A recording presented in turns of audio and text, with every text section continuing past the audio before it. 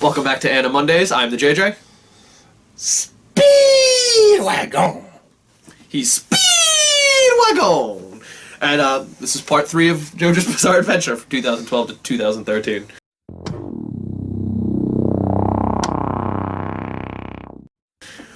I think we left off at episode 15 last time, so we'll open up at episode 15. We pick up where we left off last time, as I mentioned. It's Caesar about to attack the Pillarmen who are just walking away right after they shoulder bump Mark to death.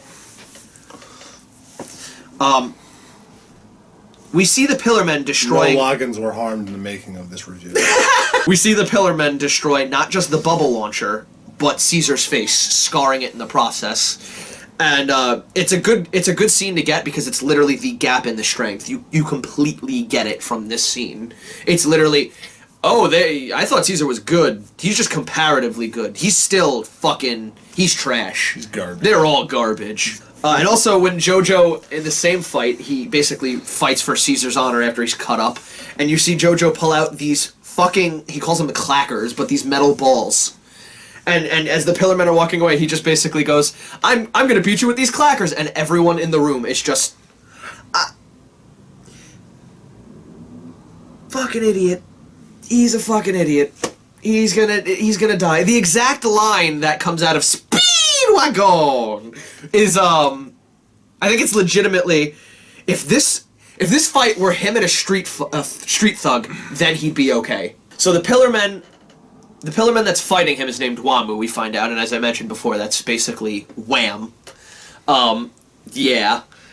Ario's Speedwagon! But back to the point. You have the metal clacker that's stuck in the pillar behind him, and the Hamon charge was just to boomerang it back, so that when he's not paying attention, the ball comes, strikes him, and takes a chunk out of his face, scarring him for the first time in his life.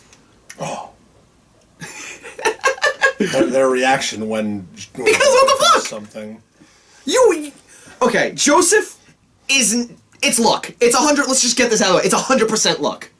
Everything he does is not calculated. I do not buy it. We learned that much later when he's an old man. So Wamu, during this fight, slits Joseph's wrists and basically says, the exact line that I wrote down because I really like the writing on this is, here's an hourglass measured in blood. You have exactly 1 minute. Now, it's way more than a minute, but I won't freeze the time, let it go. Aside from that, I really like that line. I like the way he handles that. I like the way that he consistently mentions, like, the Hamon tribe that he fucking wiped out. I like that he's correlating this to the New Age version of that, which I guess kind of is. I let you hit me to punish my lack of caution, which was an amazing quote by Wamu. Since you scarred me, you're one of the first people to scar me, you impressed me. Good for you. Here, let me put this ring on. I'll kill you in your chest. What? What? I love this one scene where it's in the underground mining facility and Speedwagon! And, was it Caesar? They're basically being cornered by Wamu, who just thwarted Joseph, and Joseph is just, little by little, crawling to this minecart, and every time you see Wamu focusing on them, it's just, He just plays dead. I must have been imagining things. But yeah, back to you. It just keeps going little by little till he gets to the minecart, and then he finally gets to the minecart, and Wamu just basically warps to the minecart. So you were planning to run away, you coward, and starts giving that whole proud warrior shtick, which later on basically ticks the red flag in Joseph's mind. Oh, okay, I could get this motherfucker on pride. Oh, okay, I got it. Wamu! Wamu! The scene itself was an amazing fake-out, though. Even the narrator, this dastardly son of a bitch is abandoning his friends? How dare he? All of the courage, all of the things, he's just shit-talking, he's burying him. And then the last line in this paragraph of burying him is just, well, nevertheless, he's still our main character. You can't salvage it with that, you son of a bitch. Yeah, you're fucked up. But it was a good fake-out, I like that. Even the narrator was there to fake us out, and nope, yeah, okay, it was all part of his plan. Now my biggest problem with that scene. Why was Caesar rendered useless by facial scars? That ultimately didn't cut his eyeball, because they mention it in the... Okay, guess we're just gonna let that go. Because even Caesar points it out. It's literally like, I can't just stand here. Joseph's more injured than me. Yeah, he got his wrist slit. Yeah, he should probably be dead. Joseph cons Wamu, knowing his prideful warrior spirit, into pulling a Vegeta and letting him grow stronger. They put a ring of poison around his heart and throat, and I've been playing way too much Dark Souls because that's instantly what I thought of when I said ring of poison. Around his heart and throat, respectively, both Wamu and AC/DC do it. Wamu, obviously, the heart, the throat, AC/DC. obviously being AC/DC. Being AC/DC. AC/DC. Yeah. And they give him a month, because in 1 month, those will dissipate, releasing that poison that they hold. And if he can get the ring, the nose ring in AC/DC's case, and the lip ring in Wamu's case, both wonderful that you're going to have to chug that down later. But he has to get both of those and release the antidote, and boom, he's good. So setting up the new plot line, and I actually really appreciate this one. Hit it!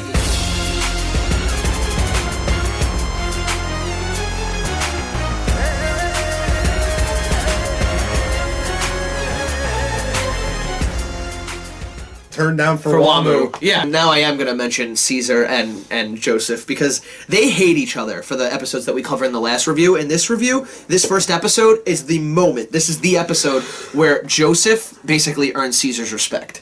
This episode ends with, okay, I get you now. I'm behind you. Let's go study Hamo together. Hey, want to go study Hamo? And by behind you, I don't mean what very clearly looks like it's happening between the two of them. Episode 16. They open on a lesson between Caesar and Joseph about hormone control, and they're talking to one another, just ready to go to Venice. They're ready to start their training, and Caesar basically points out, I'm ahead of you. Turns the water upside down, and I like that they show where each person is at, and they do that a lot in these few episodes, and it's the upside down, okay, see how it doesn't spill out? Tosses it to Joseph, but the bullshit here is, I guess the hormone has like a lasting effect, because it apparently holds upside down like in midair when he tosses it to him. Yeah. What the fuck? Yeah. But he catches it for a split second, and then, hey, I did it! And it blows up in his face. Joseph's a great comedic character. He's probably my favorite comedic character, aside from the Jotaro, which is basically anti-comedy, and is all just... Very nice, Caesar-chan. Back of my hair's my hat. We meet Lisa as the gondolier person with the mask on, who's shady as fuck, just... Okay, he clearly has hormone. The way he's standing gives it away. If you stand effeminately, you instantly are a powerful foe in this, so tip off right there. The line, Caesar has a line in this that made me chuckle a little bit. Irony behind it. I respect my coach like my own mother. He's talking to Joseph, and talking about Lisa. I can't subtly... yeah. It's his mom. We see their training is incredibly intense, Caesar and Joseph's, and they do a good job of showing not only how crazy it is, but how impossible it would be for Joseph to complete it at this time, and how hard he's working to do so. Not that he shouldn't be doing it. This specific test was climbing an oil pillar, while oil cascades down it, while using hormone, which Joseph is barely versed in, to scale this like 20-foot fucking pillar coated in oil, while wearing a mask that stops your breathing, which is hormone. So he can barely get anywhere. He's pushed so far, he's pushed so far in his training that it actually kind of makes sense when he fights, well, AC/DC is the next one, spoiler alert, when he fights him and actually manages to do something. It's, whoa, and AC/DC, apparently from what we know, is stronger than Wamu, so, whoa. Cool. This is paying off, and it actually seems to be earned. And in this, we get a lesson for cheaters. He goes to, oh, there's a little slit in here, a little crack. Let me put my hand in rest for a moment. And as soon as he does, Lisa knows basic psychology that he's going to do this. So there's a switch there, and as he hits it, it just starts, basically a death disc of fucking oil starts shooting out. Way to go, Joseph. Caesar literally looks down at him, and I love the look Caesar gives him. It's just... You son of a bitch. That's what he takes it as. What it actually isn't that. I'm just coming to terms with Jonathan was the only one who had actual skill and smarts. Yeah, he could do literally everything. I mentioned that in review. It starts like this, and then goes down, and then starts working its way back up with Jotaro and Josuke. Because they're just insta-powerful. Both wind up making it up the pillar. Joseph, as I mentioned, tries to cheat, creates that disc, and winds up using that disc of water or oil in this case, of liquid, to basically centrifugally shoot himself up to an outside wall, not the pillar. So technically you didn't climb the pillar, but we'll let that one go. Oh yeah, I remember that now. Well, she doesn't necessarily even say that. That's just a negative I really pointed out because you didn't climb the pillar. That's where you were supposed to climb and even had hazards on it. And it was to the The wall side, doesn't. though. Yeah, he climbs up the wall. And then, even then, he doesn't really beat it himself. He's about to give up and fall, and kind of like always, Caesar comes up and helps him. After that, we meet the instructors, one of which starts with an M, and I have no idea what his name is because he's completely overshadowed by Kenny fucking Loggins. Well, not Kenny Loggins. It's but Loggins. His first name is Kenny in my mind. It isn't, but it is. We end on a montage that leads to a week before the ring breaking. So they trained. First of all, let me just mention this before, just comparatively, to show you how long this training was going to take. The pillar took multiple days. 3 days. Over 3 days, I think it was. They were climbing for 3 days. For 3 days. They're dead. They said it. That's why they said if we fall, we die of starvation. It's already been 3 days. And we're exhausted. At least we would have dead people. Also, that was one of the best parts, is he calls her bluff. Joseph from down there, you're not gonna let me die. You're saying that to get me pumped up and make me use my full strength, but you're not gonna actually do it. And then her response, similar to the look that I mentioned before that Caesar gives him. Her eyes are so cold. She's gonna let me die. Thanks, Mom. Episode 17. We see the Redstone of Asia can let the mask work on a pillarman. Slupa Asia. Which is what they need, rather than a regular Redstone of Asia, which apparently were all made by cars, so in my mind, why doesn't he just spend his time making a new one? Make a new one. Yeah. It's not like you can't go and steal all the materials with your abilities. They're about to take the final exam, Joseph and Caesar. You see, as Joseph's about to arrive to his... Well, first of all, I want to mention this. I know I'm going a bit out of order. Once again, JoJo's Bizarre Adventure fries my brain. But, you have Caesar and his master, his trainer, are fucking fighting on wires up there. And it's like, we just gonna go... Okay, we're just gonna go past that. That's fine. Don't need to know. Just it's Caesar. Moving back, we go to Joseph, who's going to his test, and he opens the door, and you see SCDC's already there, impaling on his foot Kenny Loggins. How dare he? Fuck you, AC/DC. You killed Kenny Loggins. Did I just say that? The line we get is just amazing. He kicked his lungs out. In one kick! Is this like Kung Pao Enter the Fist? Have we really gotten to that point already? I'm bleeding. It means I win. So SCDC, we get this cool spike scene where they're walking on the spikes, Joseph using hormone to repel them. Fucking magnets. Apparently they work by hormone. We need to tell Insane Clown Posse, because they're retarded. SDC, being the higher life form, doesn't need to do anything and just lets them impale his feet. That's how he walks around on these. That's amazing. I mean, when you're like... That's so good. When you're like multiple millennia old, yeah, you can just do whatever the fuck you want. But that's what I love about this. It really shows they do not... Like, this is the fuck. You can have all of them. We don't give one. You have the moment where he loses his arm to Joseph, which I really like because it shows weakness for the first time, and then he starts crying. Which... I have to agree with the dialogue. That's just fucking creepy. And then not only that, something's creepier than anger. I'll just put him out of his misery. We find out the Pillarmen knew Sun Tzu back in the day, as you mentioned. Joseph was using his ideas, quoting them to him, and then just the cute little comeback. Now, before you mentioned that, right? That was Sun Tzu, was it not? Yeah, I remember. I knew him. Yeah, he's a cool guy. 1,000 years ago, I went to China. Huh. You guys were everywhere. And that's when you find out that I think the biggest threat to SDC is he's unreadable and also intelligent. Not his blood powers, which are all scary as fuck. His fingernails pop up and become these tentacle things that just...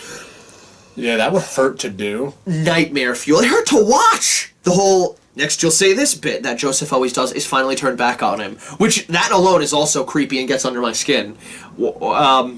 This is what we see him do all the time. So are you just that much stronger that you see the guy that sees ahead of everyone? Do you see ahead of that? Or is it that you know that's what he does and you're just mocking him at this point? This episode is... I'm going to try and end it as quick as possible because this is just a fight. And when we do fights, I try to cover really cool things and then just say, honestly, go watch the fight. But this was an amazing fight, and I also don't want to necessarily spoil bit by bit for it, so just go watch it. It's a great fight. That's what really this episode is. It's the complete fight between SDC and him. And at the end, I will say, if you don't want to know this, go watch the fight, like I said, and pause this and unpause. Cool. He went and saw that. Cool. He overcomes both SDC and his own failures and his own shortcomings from earlier, Joseph. In the same time period. Which by all means should mean Wabu is not difficult. Right, because as we mentioned earlier, the order, hierarchy. Pecking order. So we move to episode 18. We open with Lisa in an obligatory fan service scene of her walking from her patio to the tub naked for legitimately no reason. The brain thing that hops onto his back, it happens in the last episode after he beats SDC, and this is why this is something I don't like. The brain possesses Suzy Q in order to steal the stone, which is great creepy imagery, and it all works, except for the fact that honestly, it felt like we were done with SDC. That's the part that I don't like. It was all done well for what they wanted to do, and the story demanded it the way they were writing it, so fine. It wasn't out of place. It just felt like we dragged on for too long. We killed him. Yeah. He's nothing but a brain, and he's still giving us trouble, and it's just... that didn't need to be done. Just killed him. It just felt like it'd been done, if you know what I mean, in that aspect. And, yeah, really not many negatives I can say for the series. That's just one that little sting in my... Yeah, it was... very bland episode. Wasting a lot of time with Suzy Q being possessed. Yes, we get it! This is Joseph's wife in the future! You should not be getting that from this episode until the end. No, I know. It feels just as forced as the... Yeah, it's so forced. Joseph lets the son finish off SDC after all this happens, and weirdly pays respect to his life, which is, as he pointed out, the most Jonathan thing for him to do in that scenario. Yeah. One of the only rare moments. Well, that's very Japanese and Jonathan.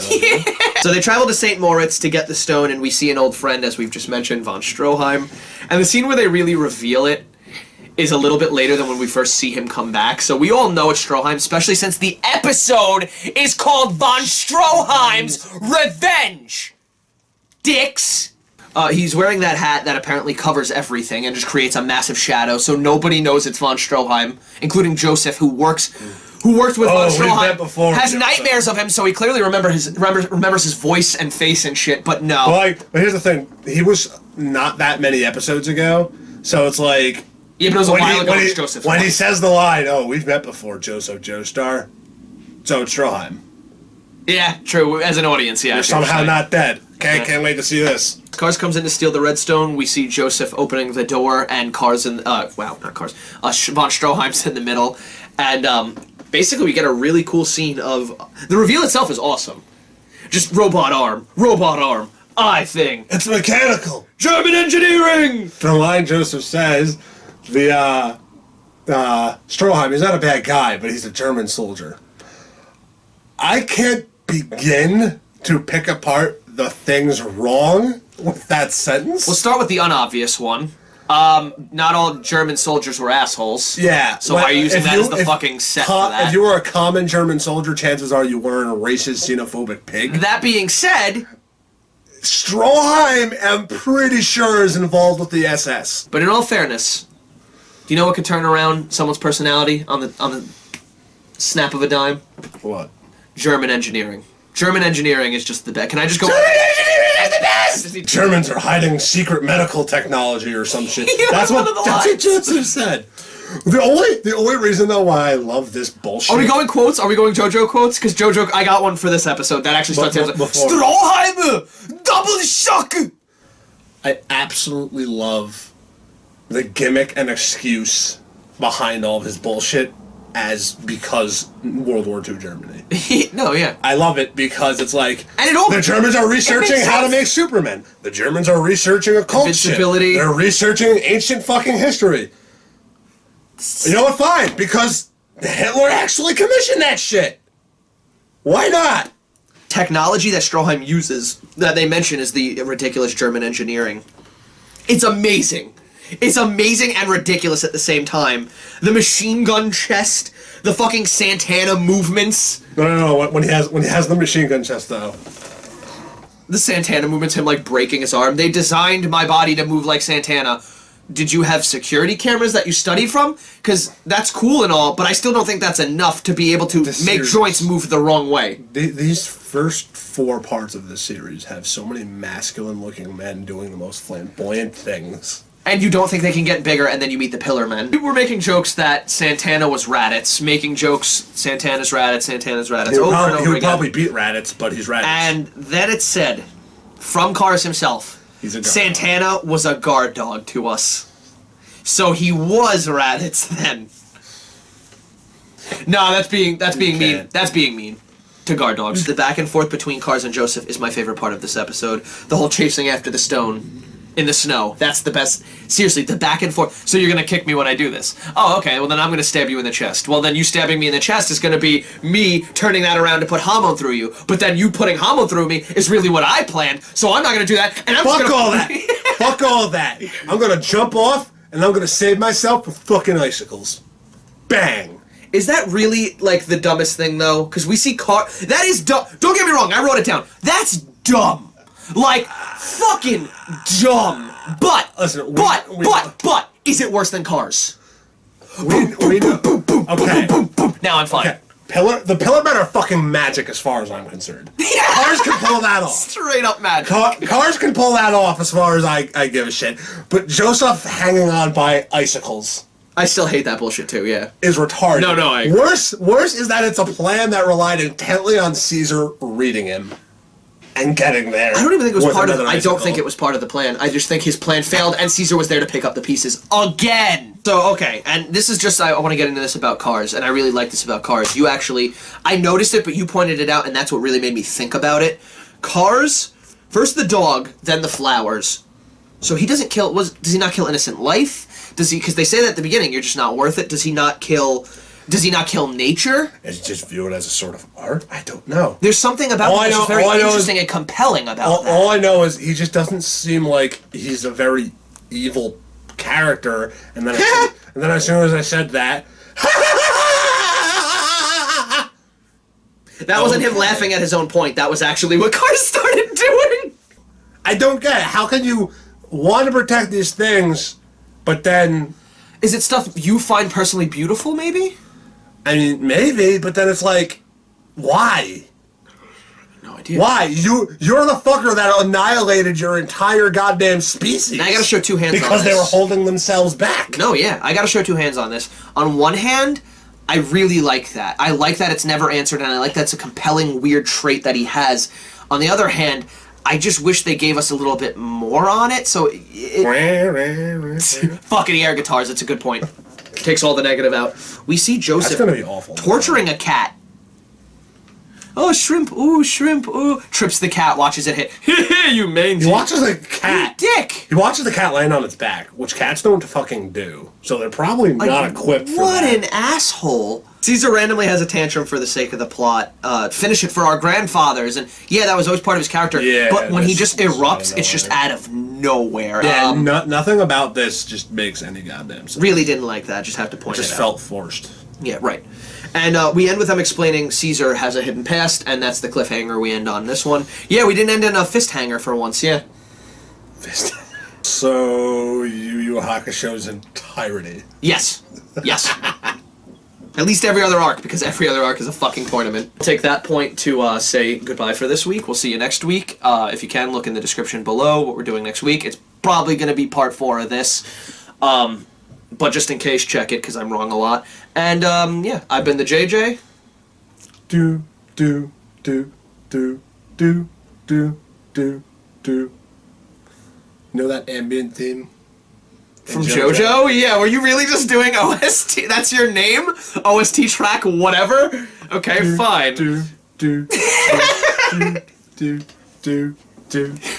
If you can, like and subscribe. And on that note, like I said, we'll see you next week. Thank you for joining us. And if you have any questions, just know the answer is always German engineering. German medicine is the best!